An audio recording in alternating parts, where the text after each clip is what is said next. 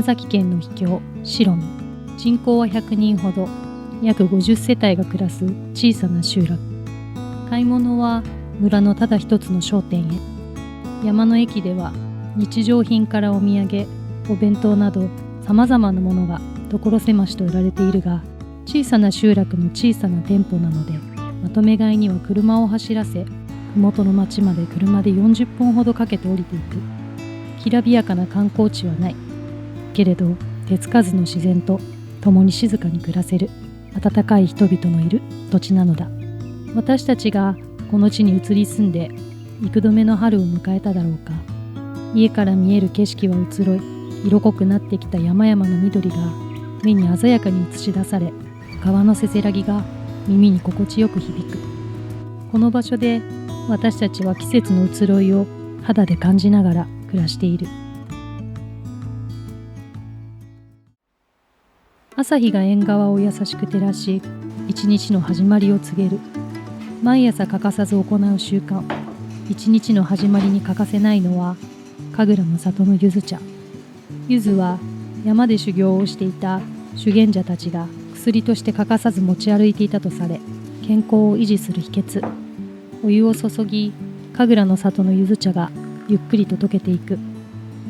温かい湯気に乗って爽やかなゆずの香りが部屋いっぱいに広がる。黄金色に染まる温かい湯飲みからは深く心安らぐ香りが立ち上る。この香りを深く吸い込むたび、心も体もゆっくりと目覚めていくのを感じる。温かいゆず茶をお盆に乗せ、窓辺へと向かう。庭の新緑が朝日に照らされてより鮮やかに映る。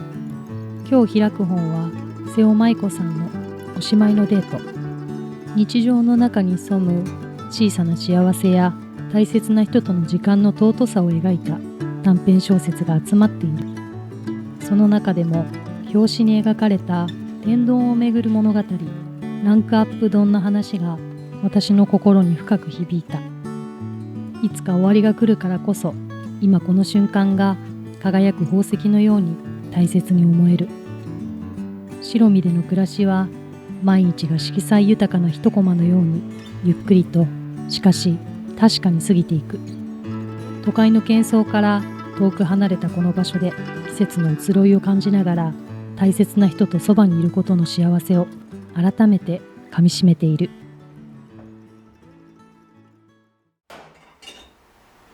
さて、本日は神楽の里の香り高いゆず茶を使った特別なランチを3つご紹介。ゆず茶として飲む以外の使い道がわからないという方の参考になれば幸いです。まず最初は、ゆず茶の甘さとピリ辛さが絶妙に絡み合うゆず茶ヤンニョムチキン。そもそもゆず茶は韓国が発祥。韓国でも人気の高いヤンニョムチキンを今回は作ってみようと思います。鶏もも肉を一口大に切り、塩コショウで下味をつけ、片栗粉をまぶす。熱したフライパンにごま油を入れ、皮目から焼く。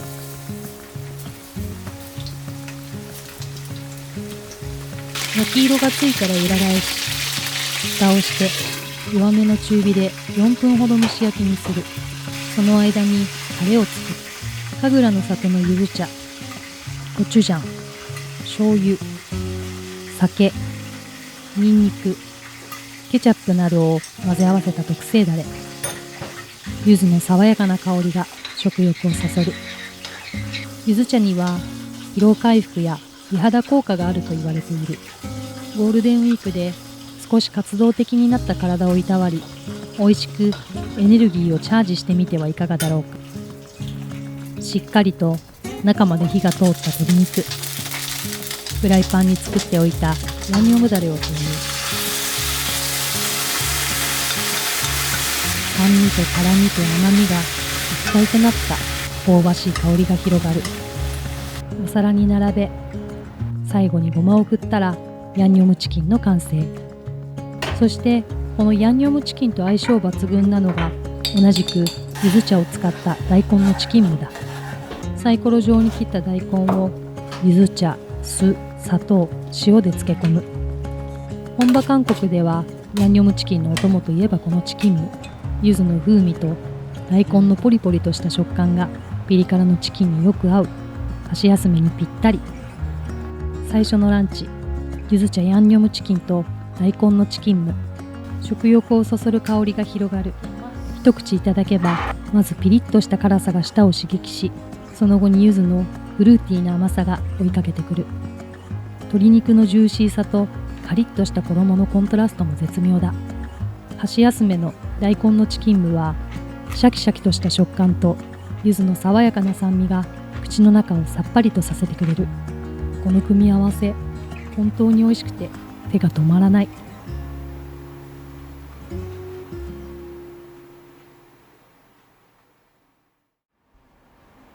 続いては意外な組み合わせが癖になる柚子茶トマトパスタだ。まずはたっぷりの湯が入ったお鍋でパスタを茹でる。その間にオリーブオイルでニンニクを炒め、いい香りが出てきたらカットトマト缶を投入。塩コショウで味を整え少し煮詰める。ここでポイントとなるのが神楽の里の柚子茶を加えること。トマトの酸味と柚子の爽やかな甘さが見事に調和し、奥深い味わいを生み出す。トマトにはリコピンが豊富に含まれており、抗酸化作用が期待できる。柚子茶と合わせることで味だけでなく体にも嬉しいパスタになるだろう。ゴールデンウィークの軽いランチにぜひ試してみてほしい。茹で上がったパスタをソースとよく絡め、仕上げに新鮮なバジルを散らせば完成だ。柚子の香りがいつものトマトパスタをちょっとおしゃれな一皿に変えてくれる。2品目の柚子茶トマトパスタ。湯気が立ち上り、柚子の爽やかな香りが食欲をそそる。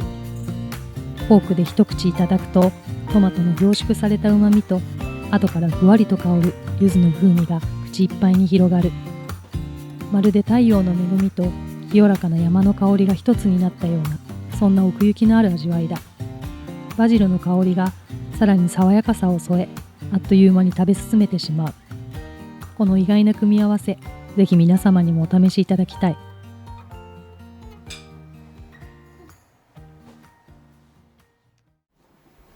最後に紹介するのは、レンジで簡単に作れる柚子茶を使った若鶏の照り焼き定食だ。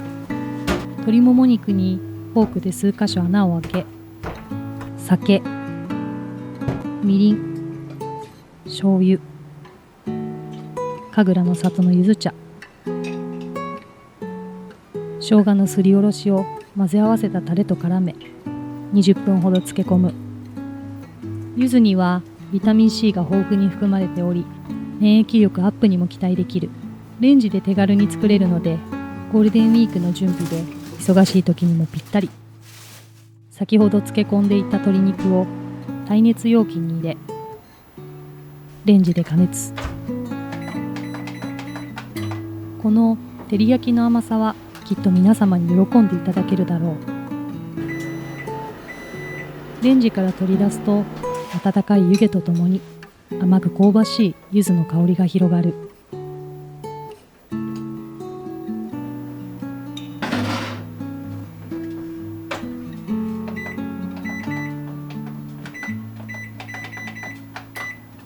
食べやすいように一口大に切る。新鮮な野菜を添えたお皿に盛り付け、漬けておいたぬか漬けも一緒にご飯と味噌汁を添える。あっという間に本格的な定食の完成だ。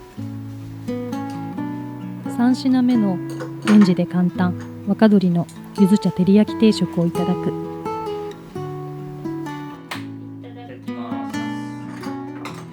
箸でつかむとお肉はふっくらと柔らかく、口の中に広がる甘辛いタレとほんのりとした柚子の香りが絶妙なハーモニーを奏でる。レンジで作ったとは思えないほど味がしっかりと染み込んでいて、ご飯がどんどん進む。添えられた新鮮な野菜とともにいただけば栄養バランスも良好だ。忙しい時でもこんなに本格的で美味しい食事が手軽に楽しめるのは本当に嬉しい。さて、今回の動画では神楽の里のゆず茶を使った3つのレシピをご紹介しました。どれもゆず茶の新たな魅力を発見できるとっておきのレシピばかりです。ぜひ皆様も神楽の里のゆず茶を使って日々の食卓に彩りを添えてみてください。これらのレシピで使った神楽の里のゆず茶はオンラインショップでもお求めいただけます。ぜひご家庭でもお試しください。このチャンネルでは宮崎の秘境白見という村の自然豊かな景色と神楽の里の柚子を使った商品で作る料理を動画にして皆様にお届けしています。次回もぜひお楽しみに。最後までご視聴いただき本当にありがとうございました。それでは皆様またいらしてくださいね。次回の動画までごきげんよう。